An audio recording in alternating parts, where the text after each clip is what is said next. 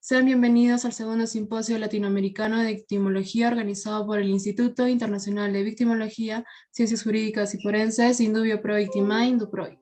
Soy Camila Andrea Arellano Vázquez y tengo el honor de presentar al ponente Alfonso Hermógenes Zambrano Pasquel, de nacionalidad ecuatoriana.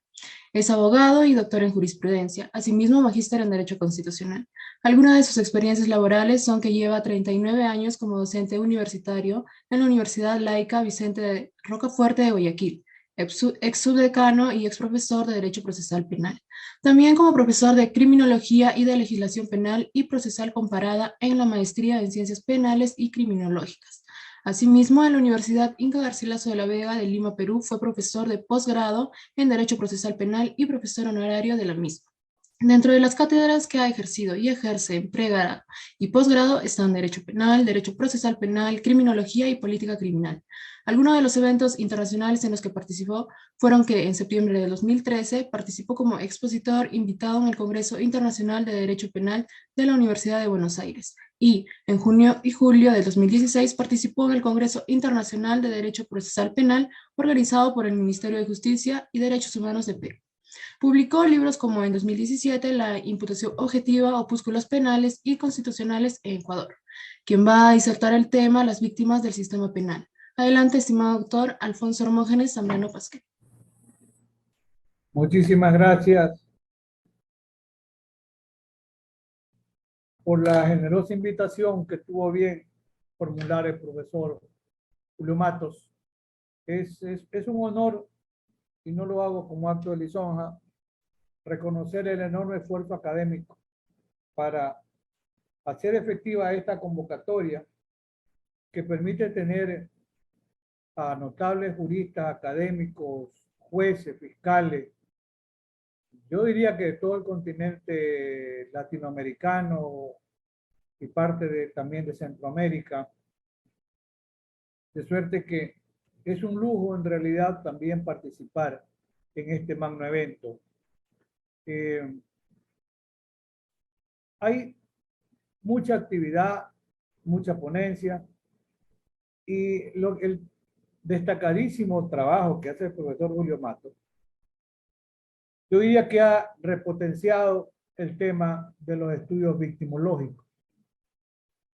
Generalmente, y a lo largo de muchas conferencias, hemos escuchado hablar de las víctimas y sistema penal, generalmente mencionando la situación de la víctima de un delito, del sujeto pasivo de un delito, y la respuesta del Estado, obviamente ejerciendo el derecho al poder punitivo, que es privativo del Estado, en procura de, en fin, la búsqueda, se dice hoy, de la verdad, de la reparación, del reconocimiento de las afectaciones a la víctima del delito, y eso por supuesto que está bien.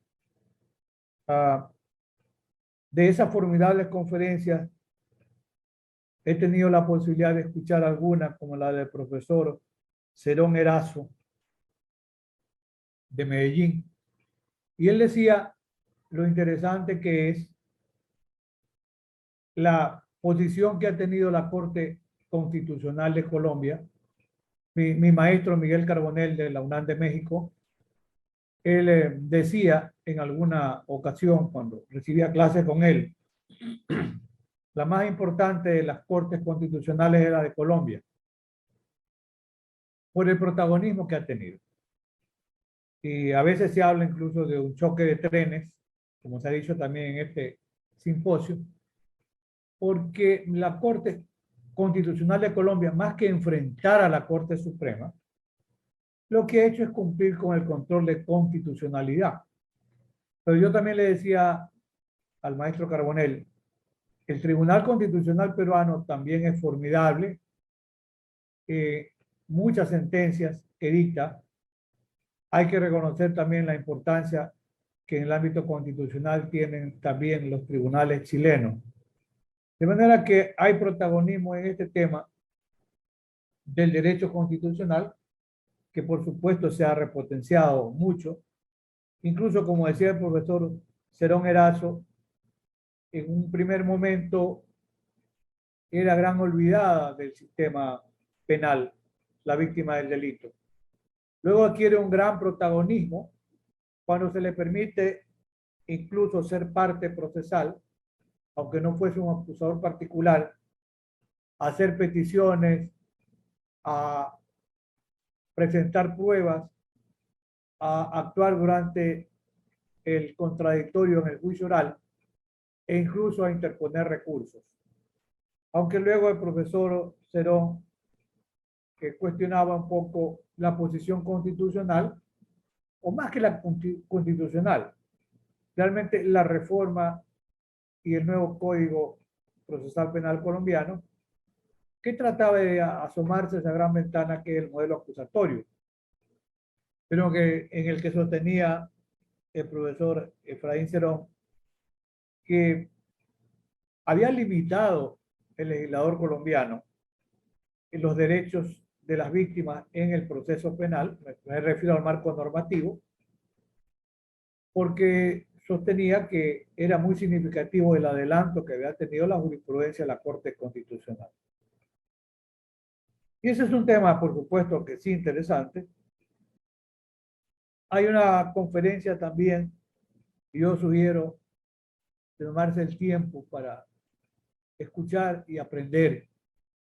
Yo en lo personal, no obstante, ya los años de vida, aprendo algo más cada día y eso es bueno, para poder incluso compartir esa experiencia. El profesor Claudio José Chaminade, de Argentina, magistrado, jurista, él se refirió a un tema que también es interesante. En general, se refirió al tema victimológico, pero yo soy abogado litigante de toda la vida, soy académico, profesor universitario, pero realmente yo me he dedicado a las defensas penales. Y lo que decía el profesor Chaminade me hizo reflexionar tal vez anoche, hoy en la mañana, y se refirió al rol y protagonismo del abogado. Del abogado como un operador de la justicia penal. Pero la verdad es que, y por la formación también criminológica, yo recuerdo lo que decía el profesor Alessandro Barata, probablemente el padre de la criminología crítica, como el profesor Luis Ferraioli, seguramente es el gran abanderado, el padre del garantismo penal.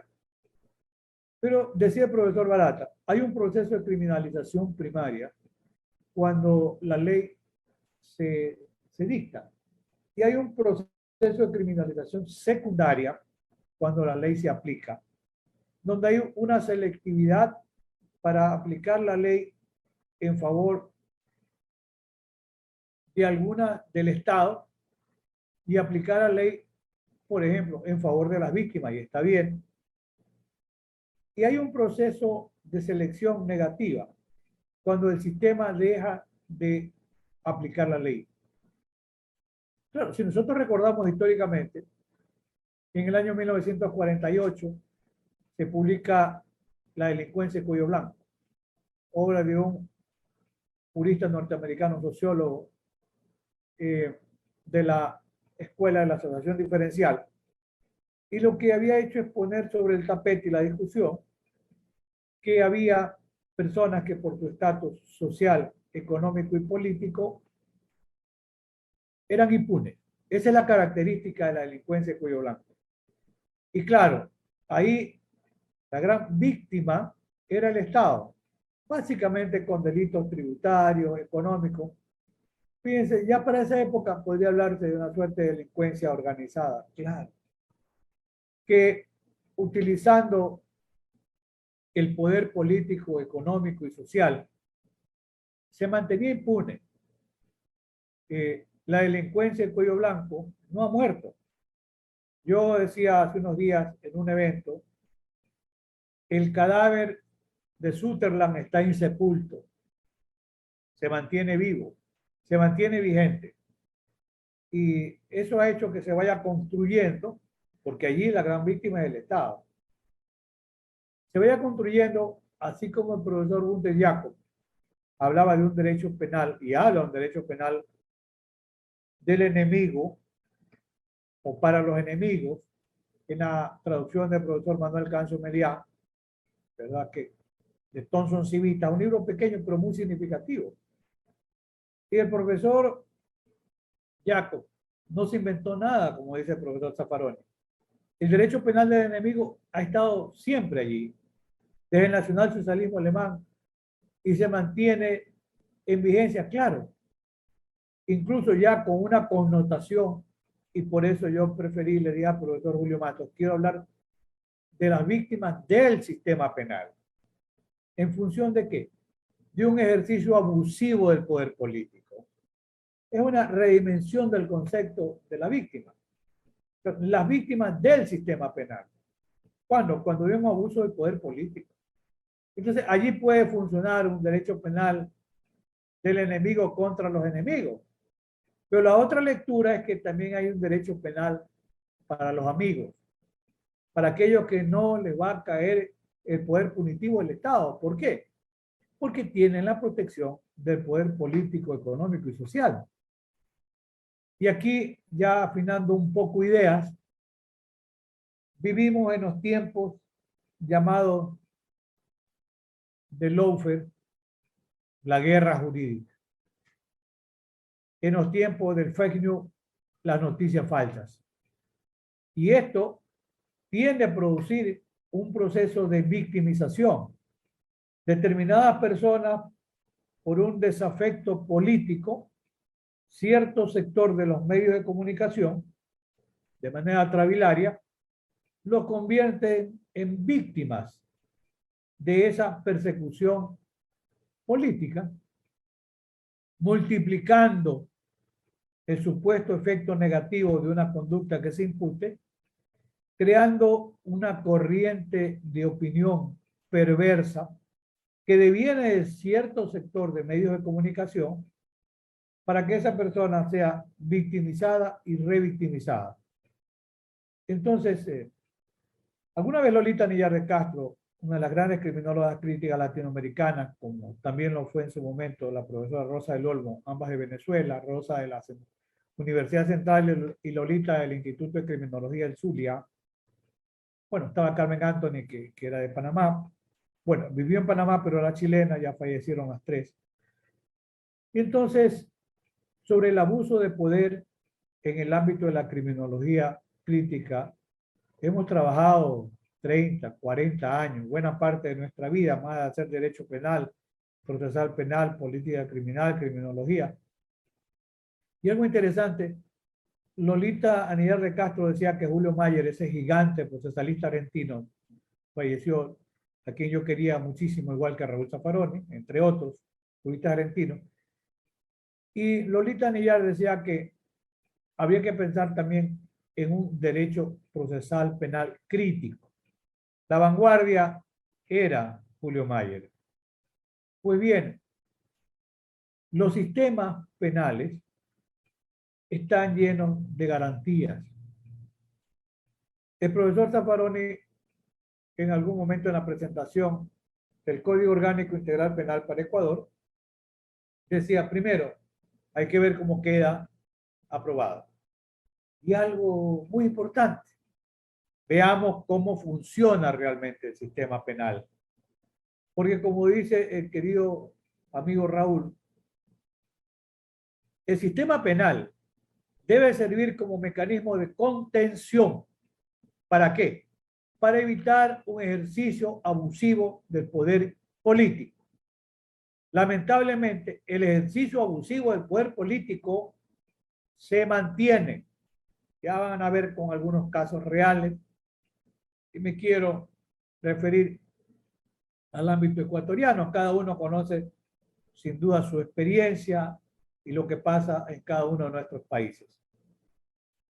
Pues bien, en este proceso de victimización, ahí están coludidos medios de comunicación. Esta suerte de guerra jurídica que hacen los medios de comunicación contra una persona o contra otra persona, a veces, lamentablemente, de manera perversa y torpe, incluso se involucran los abogados. Los abogados somos operadores de la justicia, pero hay sistemas donde incluso se revictimiza al abogado. Más allá de que un día lo persigan por temas tributarios, ese es otro tema.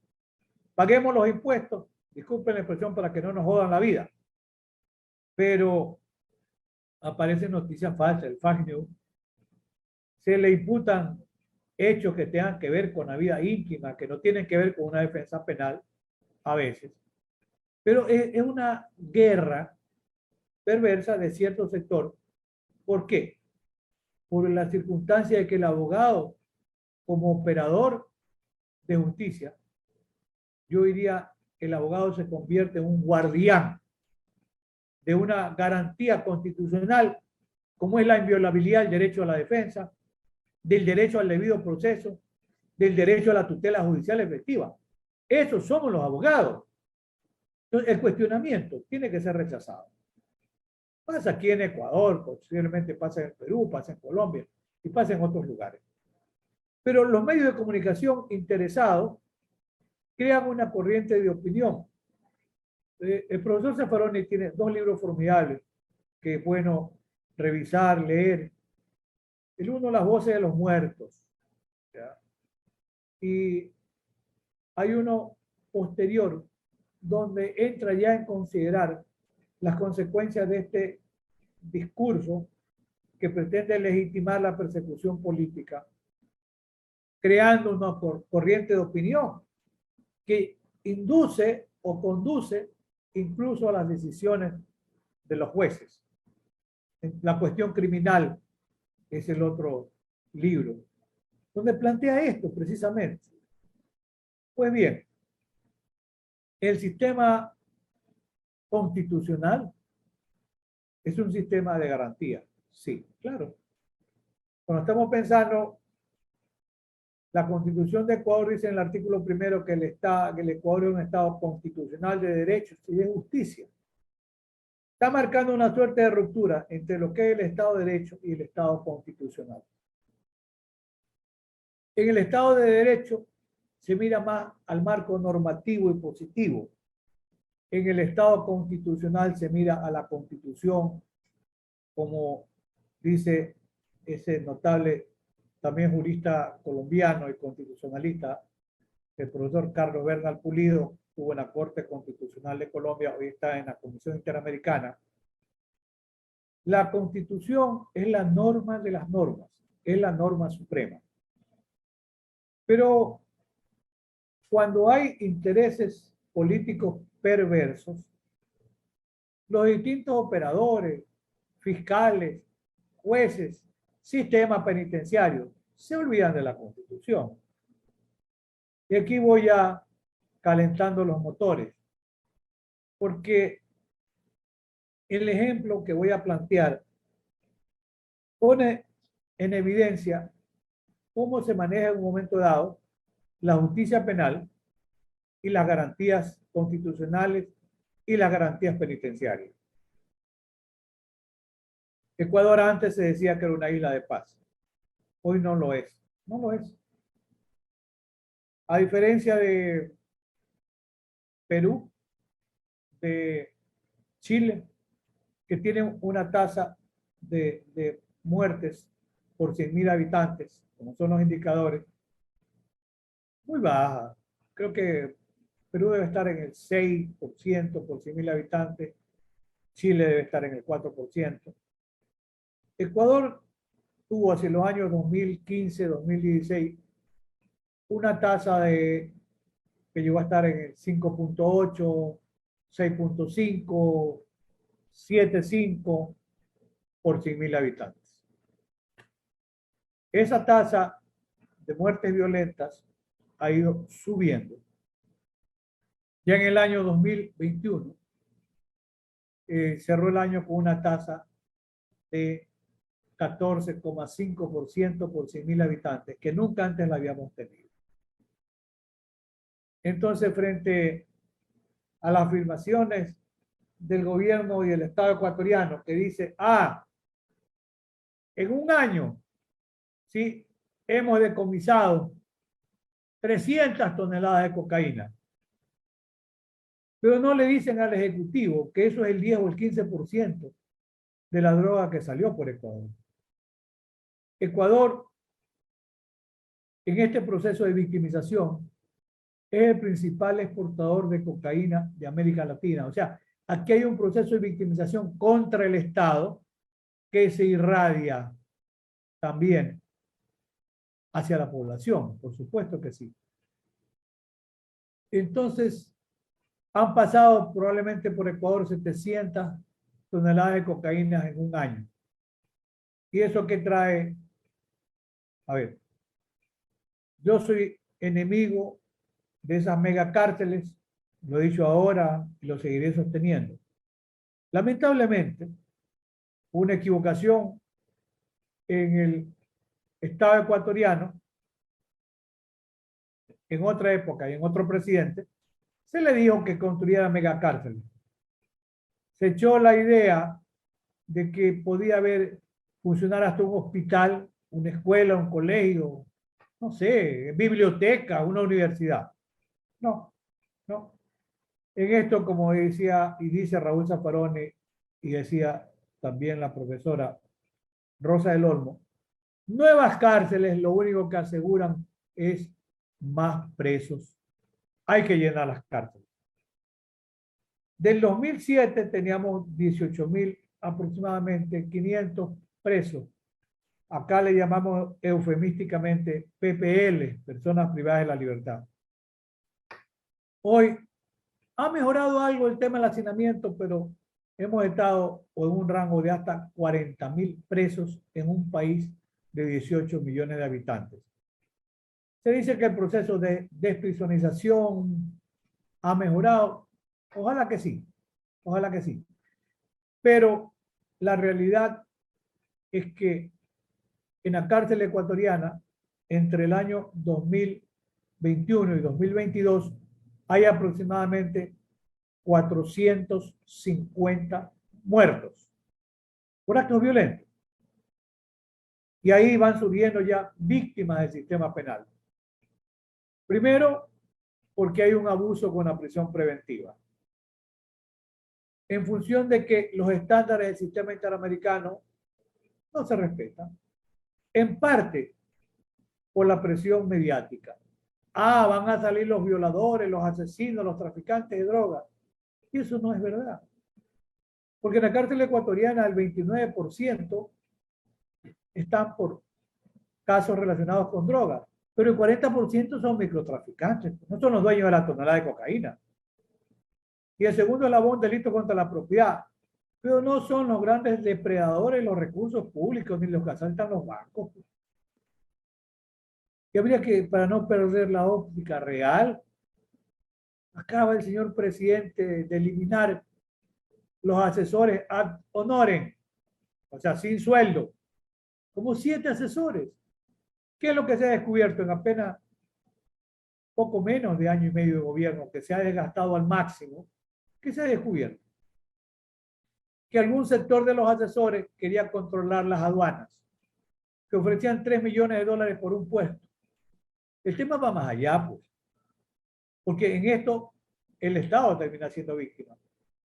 Se dice que hay una propuesta de alrededor de $30 millones para manejar la carga portuaria en Guayaquil. ¿Por qué razón? Porque será la puerta giratoria, pues, para el ingreso de ¿qué? Para el ingreso del contrabando. Porque la directora del Servicio de Aduana, el asesor jurídico de la Presidencia de la República, el socio del asesor jurídico de la Presidencia de la República, que pasa en las aduanas muchas horas durante la semana, los tres están vinculados a un grupo empresarial muy importante. Y no estoy diciendo que ese grupo esté relacionado con temas de contrabando, pero es un grupo empresarial muy fuerte. Y dije puertas giratorias, porque el otro tema, el ingreso de contrabando, y el otro tema, la salida de la droga. Se trata de asegurar, porque una tonelada de cocaína cuesta en Europa $60 millones. En Estados Unidos, 25 millones de dólares. En promedio, 40 millones de dólares. O sea, las 300 toneladas de cocaína que se han decomisado en un año cuestan alrededor de 12.000 millones de dólares. Esa es la realidad. Y el Estado piensa invertir en apoyo a la policía 1.200 millones de dólares en 3 años. Entonces, no hay ni siquiera una paridad de fuerza o de armas en la lucha contra la delincuencia organizada que proviene por el tema de tráfico de drogas ilegales. Pues bien, ¿qué ha pasado con los asesores identificados? Algunos, y muy amigos del presidente, de 40 años. Ni ese principal asesor, ni su hijo, mencionado en audios, en grabaciones, en chat, ni siquiera la Fiscalía General los ha imputado, les ha formulado cargos. Sí, hay 8 detenidos, claro. Disculpe la expresión, pero un derecho penal para los amigos, ¿verdad? A los amigos no se los va a tocar. Y aquí sería, en algún momento dado, dice Raúl Zaffaroni, que la cárcel está diseñada para el delincuente fracasado, para el tonto. Yo diría acá también para los pendejos, los que se dejan descubrir. Pero en casos como este, donde hay manifiesto acto de abuso del poder político, ¿sí? La fiscalía no le formula cargo. Los llama para que declaren. Ni este principal ciudadano ni su hijo han comparecido porque, no sé, están un poco enfermos. No sé si después de unos días sigan o no en el país. Pero esa es la realidad. Mientras tanto, se desarrolló toda una estrategia de medios de comunicación, de sectores oficiales. Y aquí voy a situar el caso. El ciudadano Jorge David Glass Espinel fue vicepresidente de la República en 2 periodos, es decir, 3 periodos, alrededor de 10 años.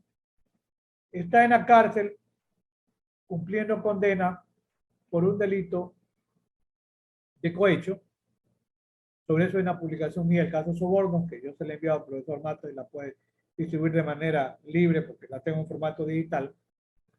Y otro caso por esa asociación ilícita, ese tipo penal de resultado de abstracto incluso, tipo penal de peligro, no se sabe qué es, pero está allí.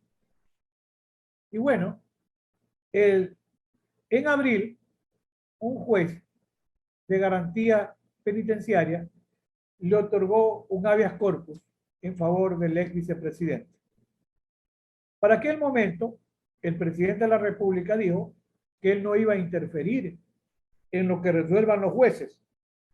Y era lo lógico, porque lo que se resuelve en habeas corpus, como pasa en muchas latitudes, es de cumplimiento inmediato. No hay vuelta que dar. Recuperó la libertad del ex vicepresidente y estuvo, no sé, un mes tal vez libre, pero tuvo el valor de presentarse cuando se lo llamaba en las medidas alternativas que se le habían dado, y cuando se revocó el habeas corpus, se entregó en prisión y sigue preso. Pues bien, otro juez le otorga otro habeas corpus, y allí, ¿quién lidera la oposición al cumplimiento de esa garantía constitucional? El propio presidente de la República, se llama don Guillermo Lasso Mendoza. Ahí están los tweets, es fácil revisarlo. Y él dice, no vamos a permitir que Jorge Glass salga en libertad. Un presidente de la República que hace aspaviento de un acto abusivo del poder político.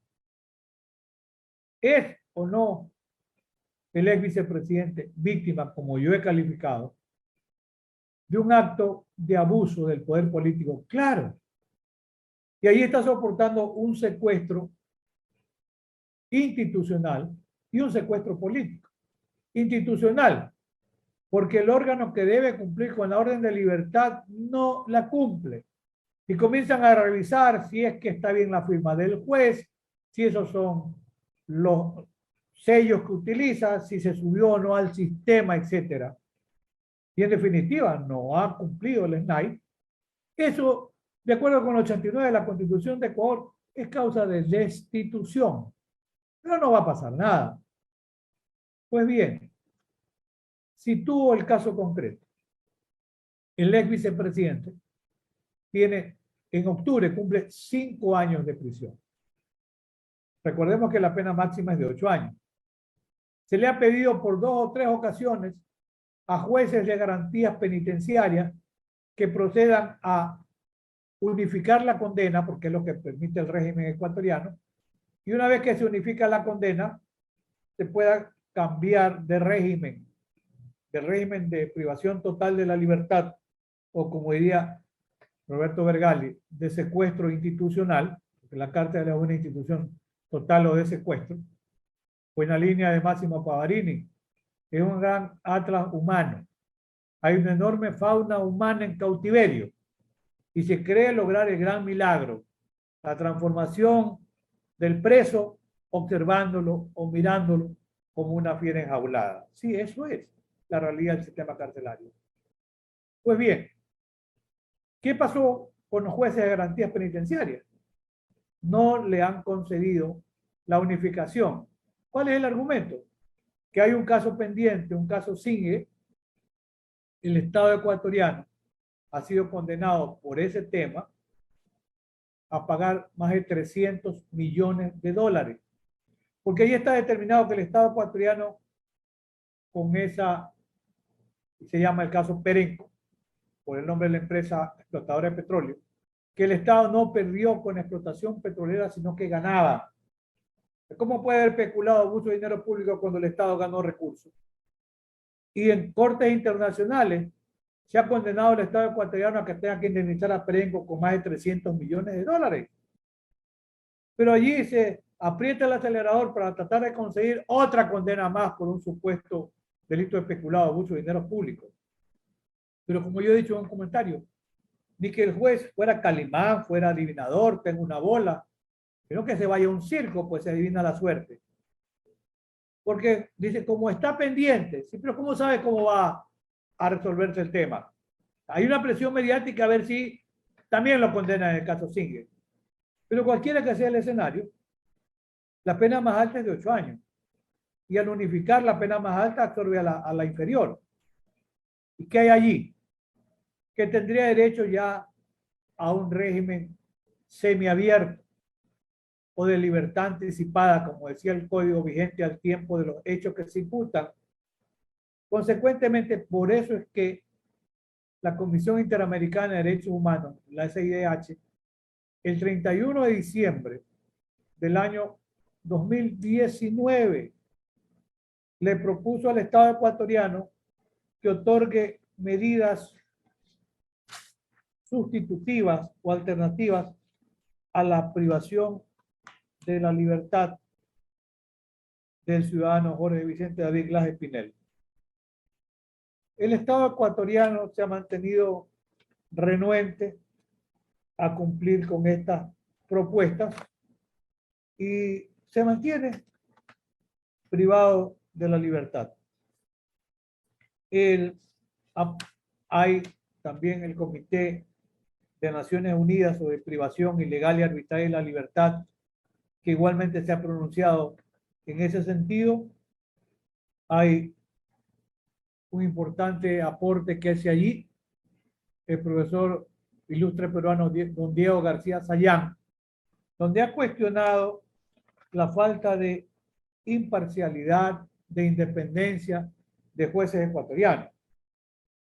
La Constitución nuestra garantiza el derecho, como una de las garantías del debido proceso, no solo a ser juzgado en tiempo prudencial y razonable, conforme dice el artículo 7 de la Convención Americana o Pacto de San José, sino que además garantiza el derecho a ser juzgado por un juez imparcial, por un juez independiente y competente. Pero sucede que, y esa es la observación que hace el profesor Diego García Sayán, que en un caso como sobornos de 9 jueces de la Corte Nacional de Ecuador, equivalente a la Corte Suprema en muchos países, 7 jueces eran temporales o transitorios. Esos 7 jueces habían sido reclutados de cortes provinciales, se los llevó al rango de jueces de Corte Nacional en calidad de jueces temporales que no existen en la Constitución, ni en la Ley Orgánica de Garantías Jurisdiccionales y Control Constitucional, que no existen en el Código Orgánico de la Función Judicial. No existen jueces temporales.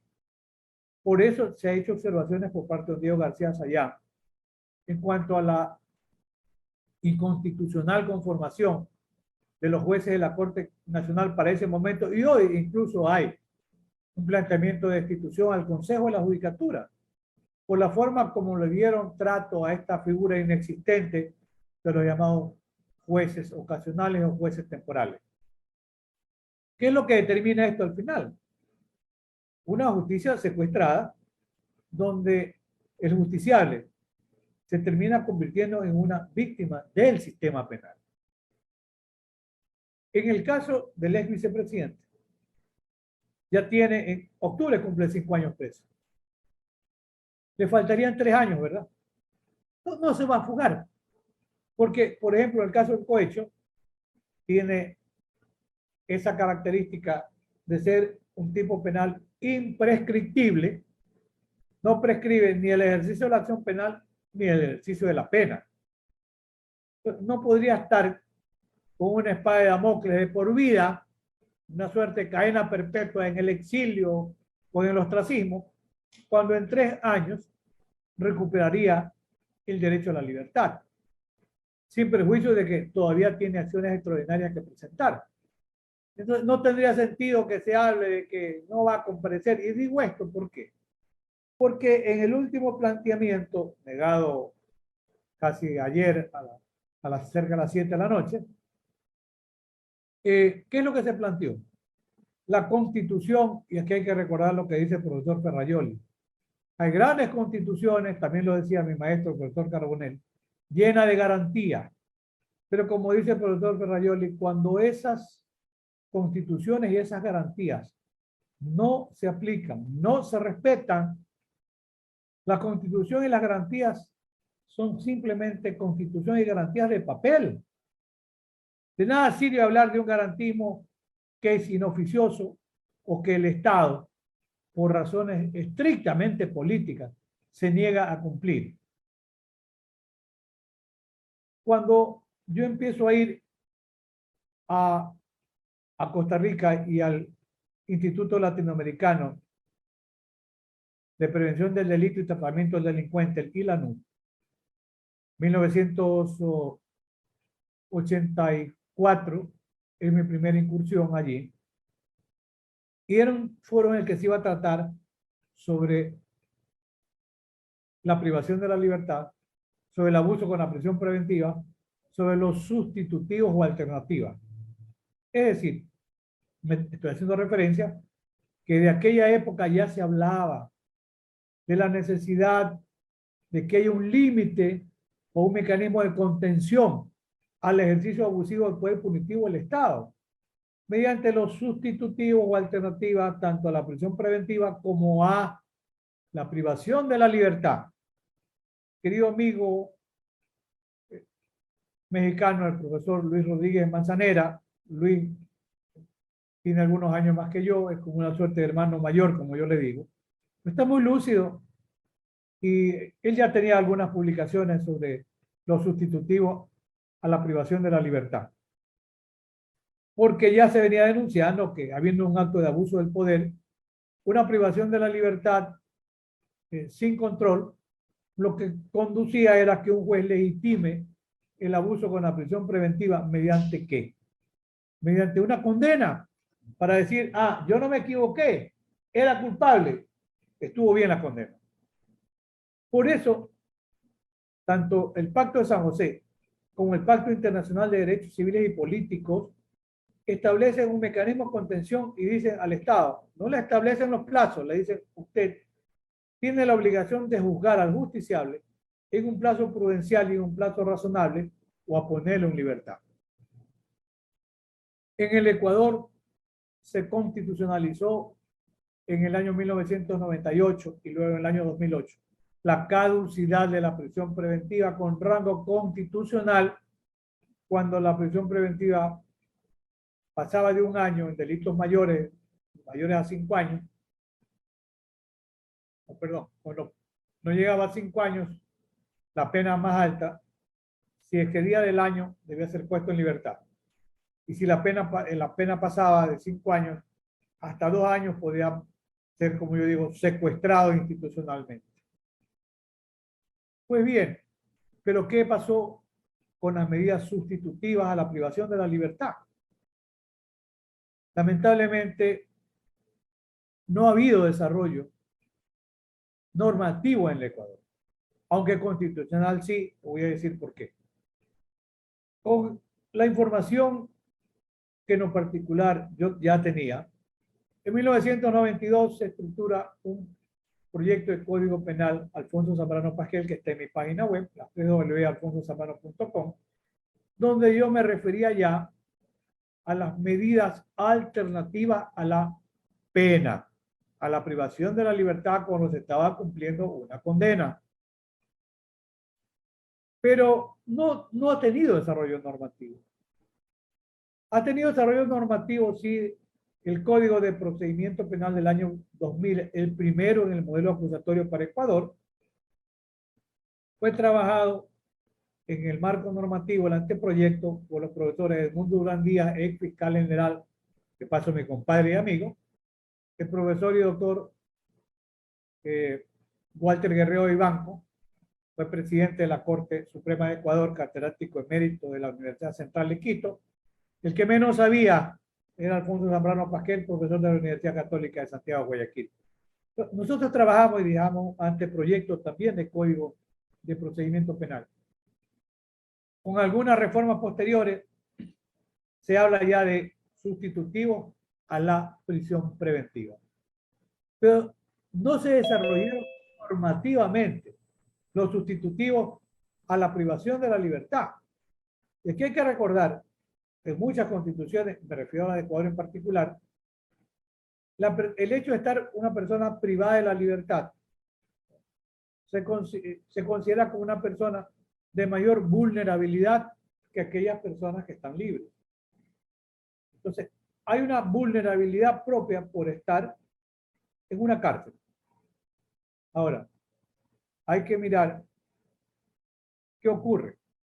La Constitución del Ecuador, en el artículo 77, en el numeral 11, dice lo siguiente: en todo proceso penal en que se haya privado la libertad a una persona, se observarán las siguientes garantías básicas. 11. La jueza o juez aplicará las medidas cautelares alternativas a la privación de libertad contemplada en la ley.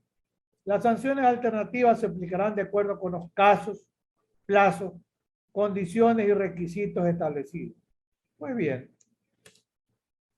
En Ecuador, y con el desarrollo constitucional, pasamos a ser un Estado constitucional de derechos y de justicia. En el desarrollo del marco normativo de una constitución que es muy grande, 444 artículos, el inciso primero, el numeral tercero del artículo 11, en cuanto a derechos y garantías reconocidos en la Constitución, ya recordemos lo que dice el 77, pero ahora veamos lo que los jueces no cumplen con control de constitucionalidad. ¿Qué es eso? Es respetar lo que dice la Constitución, el marco normativo. Cuando no hay un marco normativo adecuado, podría irse al control de convencionalidad, que como dice otro ilustre profesor mexicano, Sergio García Ramírez, el control de convencionalidad es subsidiario, cuando no hay un control de constitucionalidad que sea factible. Aquí sí lo hay. Dice el artículo que cito: los derechos y garantías reconocidos en la Constitución, como este el artículo 77, y en instrumentos internacionales de derechos humanos, serán de directa e inmediata aplicación por y ante cualquier servidora o servidor público, administrativo o judicial, de oficio o a petición de parte. Y el inciso tercero de este mismo artículo dice, los derechos serán plenamente justiciables. No podrá alegarse falta de norma jurídica para justificar su violación o desconocimiento, para desechar la acción por esos hechos, ni para negar su reconocimiento.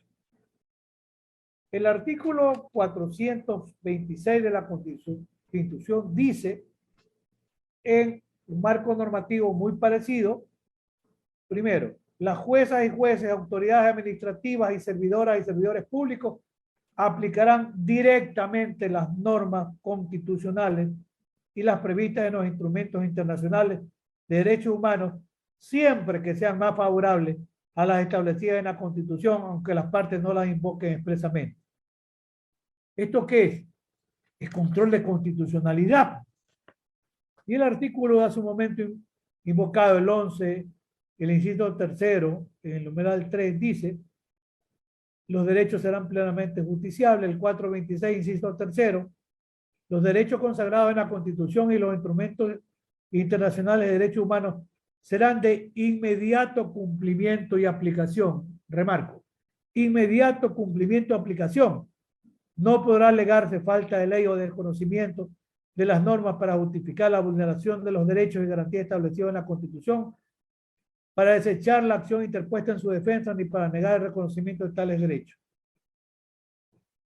Además, hay una importante sentencia de la Corte Constitucional, la 365-18-JH/21 del 24 de marzo de 2021, el ponente, distinguido constitucionalista y gran maestro universitario, Agustín Grijalva Jiménez.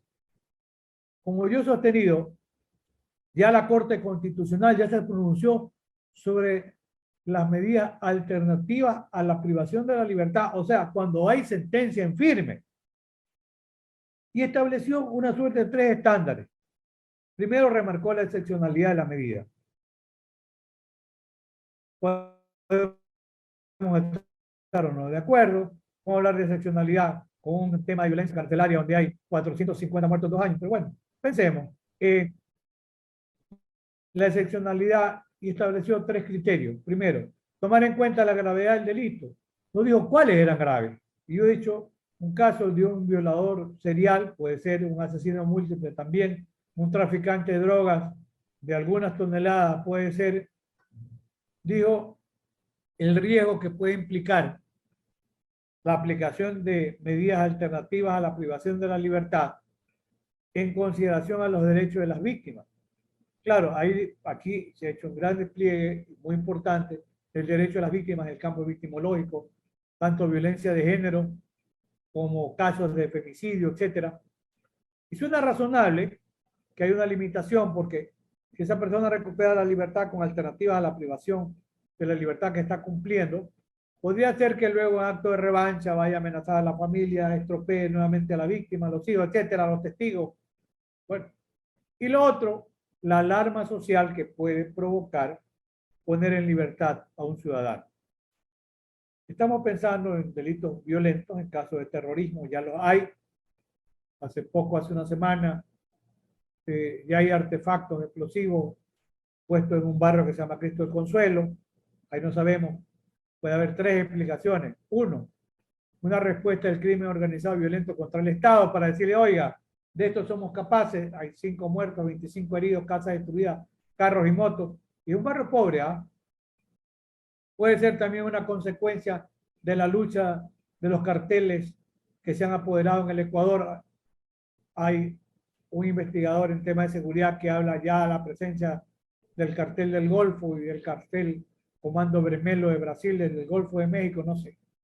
Pero el hecho cierto es que puede ser una lucha de carteles internas porque es un negocio muy jugoso el que transita por Ecuador, que dejó de ser ya un país exportador para ser también un país productor de cocaína. Menos que Perú, por supuesto, que el último año duplicó su producción, y menos que Colombia, que ha aumentado el 25% en su último año. No obstante que Colombia puede ser que se decomisen 1.000 toneladas de cocaína por año, pero seguramente la producción debe estar arriba de los 6.000 toneladas. Es una suerte interminable porque Estados Unidos sigue consumiendo 400 toneladas de cocaína por año, así que es una suerte de guerra perdida. Puede ser que sea una lucha de carteles o también ya se han implementado nuevas formas de criminalidad donde se establece una suerte de vacuna, procedimientos extorsivos en sitios pequeños y en sitios de mayor desplazamiento económico. Se extorsiona a las personas amenazándolas con ponerles una bomba, hay atentados, ametrallan a personas. Claro, si se aplican estos operativos terroristas, puede ser un mensaje para que la gente pague sin reclamar. Pero son realidades. Entonces, vista así la situación, se plantea mediante un habeas corpus y en apelación la posibilidad que jueces de una corte provincial le otorguen medidas sustitutivas a la privación de la libertad por el resto del cumplimiento de la condena, o sea, por 3 años. He dicho por qué razones no era creíble que se vaya a fugar, porque no prescriben, pues. ¿Qué ha dicho la sala? Resolvió ayer, negó, dijo que al ex vicepresidente lo atienden bien, que él dice que tiene cuadros de enfermedad, no es que él lo dicen los médicos del Ministerio de Salud. Él tiene cuadros de hipertensión, problemas de columna, tiene fibromialgia y un montón de enfermedades, rinitis alérgica, algunas catastróficas y otras enfermedades severas. No es la cárcel el lugar donde debe seguir siendo tratado, porque lo dicen los propios médicos del Ministerio de Salud. No hay las condiciones hospitalarias dentro de la cárcel, es que no las hay. Entonces, ¿qué dicen los jueces? Ayer niegan los sustitutivos y dicen, no, exhortamos a que el SNAI, el Servicio de Atención Integral a las Personas Privadas de la Libertad, siga atendiéndolo o lo atienda de buena manera. Entonces, no es necesario que cumplamos con la Constitución, no es necesario esta propuesta como última ratio del sistema penitenciario, y simple y llanamente que le negamos el derecho a los sustitutivos que siga preso.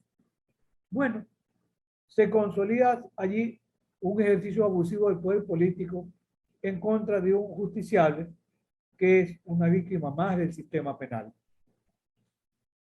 La Corte Constitucional ha dado muestra de un desarrollo normativo y constitucional muy importante. Esa sentencia 365, ¿qué constituía? Constituía un precedente constitucional que además estableció la regla de precedente, porque estableció los estándares o criterios para poder otorgar excepcionalmente los sustitutivos a la privación de la libertad. Sobre esto menciono, hay la sentencia, dos sentencias importantes. Una sentencia de la Corte Constitucional, la 1035-12-EP/20, de 22 de enero del 2020, cuyo juez ponente, el profesor y notable jurista Ali Lozada Prado, es el actual presidente de la Corte Constitucional de Ecuador. Ecuador tiene una excelente Corte Constitucional. La tenía antes, salieron 3 magistrados ilustres, Hernán Salgado Pesantes, que fue incluso presidente de la Corte Interamericana de Derechos Humanos, magistrado de la Corte Suprema, el profesor Agustín Grijalva Jiménez, a quien me refería hace un momento, el profesor Ramiro Ávila Santamaría, un notable también constitucionalista y muy defensor del garantismo penal ferrayoliano. El profesor Ali Lozada pues estudió en la Universidad de Alicante, muy cercano al profesor Ali Lozada, una de las figuras más importantes en el tema de la argumentación jurídica en el mundo hispano parlante. Y en esta sentencia, la 1035, cuyo ponente fue el profesor Ali Lozada, establece, los precedentes pueden ser verticales cuando provienen de una decisión judicial adoptada por un organismo jerárquicamente superior, y puede ser también horizontal cuando es entre órganos del mismo nivel. Como se le ha dicho a la Corte que negó las medidas sustitutivas en favor, como digo, en favor o en derecho del ex vicepresidente Jorge Glass Espinel, hay un precedente que es vertical, que lo inobservaron. La otra sentencia, también muy significativa, es la 109-11-IS. Este es del 26 de agosto del año 2020.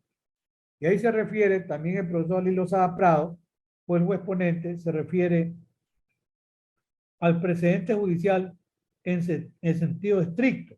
Y dice en la parte que nos interesa destacar, los precedentes judiciales emanados de las decisiones de la Corte Constitucional, como esa que yo he mencionado, la 365, son vinculantes, son obligatorios, de conformidad con la Constitución, artículo 436, numerales 1 y 6, a los que me he referido hace un momento, y la Ley Orgánica de Garantías Jurisdiccionales y Control Constitucional, artículo 2.3. Dicha obligatoriedad se proyecta horizontalmente respecto de la propia Corte y verticalmente respecto de todas las demás autoridades jurisdiccionales. Las indicadas disposiciones normativas que dotan de vinculatoriedad a los precedentes emanados de las decisiones de esta Corte se fundan a su vez en el derecho constitucional a la igualdad formal, artículo 66, numeral 4, que demanda tratar igual a casos con iguales propiedades relevantes, y en el derecho a la seguridad jurídica, el artículo 82, que exige dotar a las expectativas de las personas de una previsibilidad razonable respecto de las decisiones judiciales. O sea, hay sólidos precedentes constitucionales que establecen criterios vinculantes, verticales, de la Corte Constitucional hacia los jueces de todo el sistema, pero que, como se trataba del ex vicepresidente, y atizando la candela con todo el lawfare jurídico que se dio, medios de comunicación interesados, algunos incluso constitucionalistas. Produce vergüenza que hayan dicho, es que la Corte Constitucional le está dando demasiadas garantías. La Corte Constitucional se va a convertir en fuente de impunidad con esto de sustitutivo al cumplimiento de la condena. La pena tiene que ser cumplida de manera efectiva, real y cierta. Cuando estamos refiriéndonos a este conflicto, o si se quiere, colisión de derechos, el derecho a la libertad, el derecho a estar privado de la libertad, sí, son dos principios, claro, dos derechos. Hay que utilizar correctamente el test de ponderación del profesor Robert Alexis. Hay que tomar en consideración el fin legítimo a una persona que está 5 años privada de la libertad, que tiene su salud deteriorada por el mismo hecho del secuestro institucional. Proteger la salud y la integridad frente a una cárcel que tiene más de 450 muertos en un año, tiene que ver con su seguridad personal. Claro que hay un fin legítimo. La idoneidad surge de la propia Constitución, que prevé los sustitutivos a la pena privativa de libertad. La necesidad de un Estado real donde ya hay 5 años privado de la libertad de un ciudadano, donde está la previsión normativa constitucional que está afectado en su salud, que le faltan 3 años. Eso no es necesario cambiar, por supuesto, el cumplimiento de la pena. Y la proporcionalidad, hay que pensar en la relación costo-beneficio. Y sobre eso no es que la Corte Constitucional no ha utilizado correctamente el test de ponderación. Ahí hay una sentencia del año 2009, publicada en el registro oficial 566, que es de cuarto mes, el día 8 del año 2009, donde la Corte hace referencia, incluso cita el criterio o la ley de la ponderación del profesor Alexis, que la voy simplemente a repetir. Cuanto mayor sea el nivel de afectación o de no satisfacción de un principio, tanto mayor tiene que ser el nivel de satisfacción del otro. Eso es ponderar adecuadamente.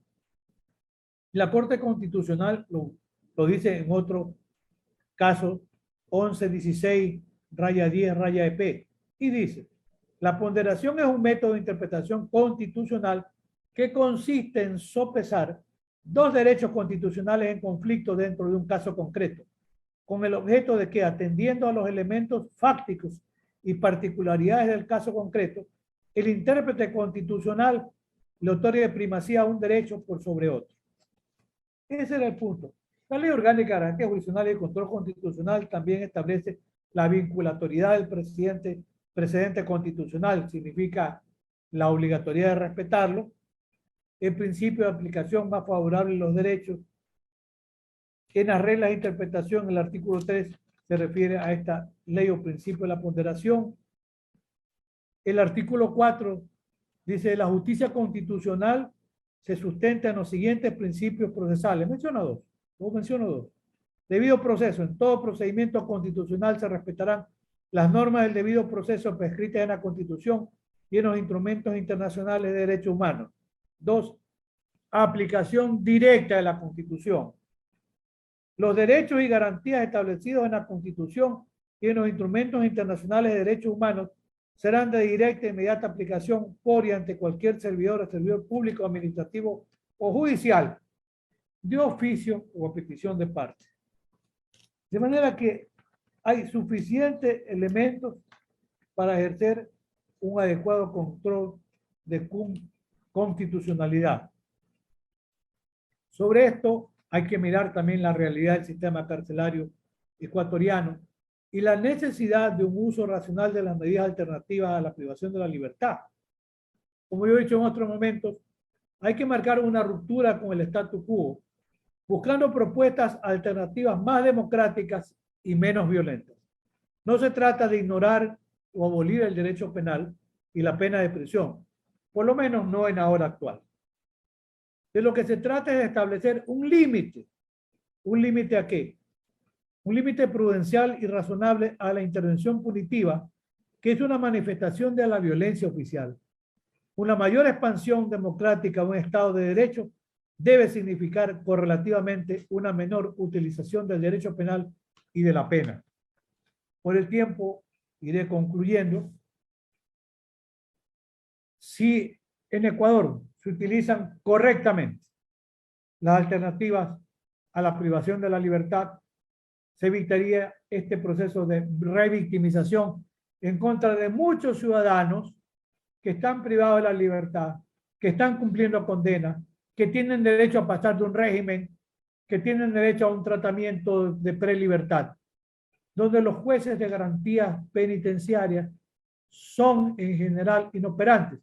Hace más de un año, dijo el director del ENAI, que había alrededor de 5.000 carpetas represadas de personas que tienen derecho a la libertad cambiando de régimen. En el tema del abuso con la prisión preventiva, hay alrededor de 16.000 presos, de los cuales si se hace un uso racional de la prisión preventiva, tomando los estándares del sistema interamericano, riesgo de fuga, la obstaculización procesal. Yo pensaría también que la gravedad del delito podría ser tomada en consideración, aunque no lo dice el sistema interamericano de derechos humanos. Pero si se hace un uso racional de los sustitutivos a la prisión preventiva, de los 16.000 presos, el 50% tendrían derecho a gozar de libertad. En la cárcel ecuatoriana hay 4.000 presos. ¿Por qué? Porque no han podido pagar alimentos a sus hijos. Es gente pobre, como decía Elías Carranza, el director de la Nueva Naciones Unidas, es criminalizar la pobreza. ¿Qué hay que hacer? Ponerlos libres. ¿Sabe cuánto cuesta un preso en la cárcel ecuatoriana? $600 mensuales. El Estado tiene que ponerlos libres, le da un bono a la familia de $300 y se ahorra $300 y búsquele trabajo a ese padre de familia pobre, que por ser pobre está preso. Entonces, esas son las realidades en estas víctimas frente a un sistema penal que sigue siendo indolente, que sigue siendo inoperante. Pero foros como este sirven ¿para qué? Para elevar la voz. Yo lo hago al interior y aprovecho la coyuntura gracias a la generosidad del profesor Luis Matos. Muchísimo reconocimiento merece este cónclave formidable, formidable. A usted, querido profesor Julio, muchísimas gracias nuevamente por la posibilidad de compartir experiencia desde este pequeño país, pero que también tiene problemas muy severos, por lo que yo llamo las víctimas del sistema penal. Muchísimas gracias nuevamente.